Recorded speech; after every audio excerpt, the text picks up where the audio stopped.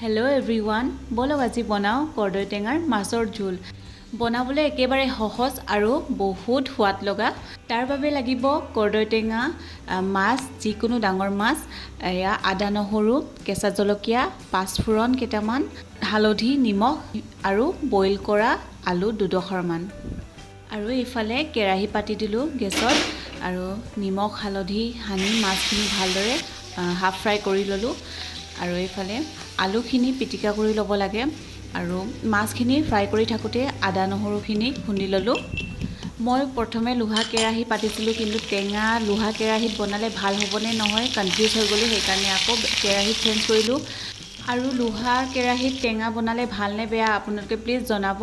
তেল গৰম হোৱাৰ পাছত পাঁচফোৰণখিনি দি কাটি থোৱা কৰ্দৈখিনি দি দিলোঁ। যিকোনো চেপত কাটিব পাৰে আপোনালোকে। অকণমান ভাজি হোৱাৰ পিছত আদা নহৰু পেষ্টখিনি দি দিলোঁ। তাৰপিছত অকণমান পানী ঢালি কেঁচা জলকীয়া দি মেলি ঢাকি ৰাখিলোঁ। তাৰপিছত আকৌ সেই যে পিটিকা কৰি থোৱা আলুখিনি আছিলে সেইখিনি দি ল'লোঁ।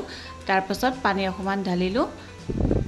আলুখিনি দিয়াৰ পিছত বেছি পানী ঢালিব নালাগে, অকণমান ঢালিহে ঢাকি ৰাখিব লাগে। সেইখিনি দেখুওৱা নহ'ল।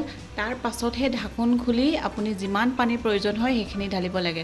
তাৰপিছত আকৌ ঢাকোন দি তাৰপাছত ফ্ৰাই কৰি থোৱা মাছখিনি দি দিলেই আপোনাৰ এয়া চব্জি ৰেডিয়ে হৈ গ'ল।